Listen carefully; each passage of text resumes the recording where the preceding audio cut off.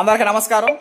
ఈ రోజున మనం 2 రైస్ బ్యాగ్స్, 2 నెల్లూరుకే రైస్ ఆడిచ్చి మిల్లింగ్ చేసి ప్యాకింగ్ చేసి ట్రాన్స్పోర్ట్ చేయడం జరుగుతుంది. ఒకటేమో సింగిల్ పాలిష్, ఒకటేమో వైట్ రైస్. మనకి 3 రకాల రైసెస్ వస్తాయని చెప్పాం కదా. మనం ఫస్ట్ ధాన్యంలో ఉన్నటువంటి ధాన్యం తీసుకొచ్చినప్పుడు ధాన్యాన్ని రైస్ మిల్లుకి తీసుకొచ్చినప్పుడు మొదటి layer husk,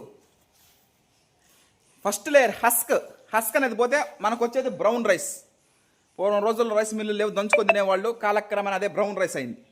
next single polish, husk బ్రాను 2 లేయర్లు పోతుంది. మనకి వచ్చేది సింగిల్ పాలిష్డ్ రైస్, అంటే ఒంటి పట్టు బియ్యం. నెక్స్ట్ 3వ rice white rice, husk bran germ 3 layers పోతే మనకు వచ్చేది వైట్ రైస్. మన భారతదేశంలో ఎక్కువగా తినేది వైట్ రైస్. ఈ విధంగా మనం 3 టైప్స్ ఆఫ్ రైసెస్ ఆడిచ్చి మిల్లింగ్ చేసి ట్రాన్స్పోర్ట్ చేయడం జరుగుతుంది. Harshad Vihar and team. Thank you.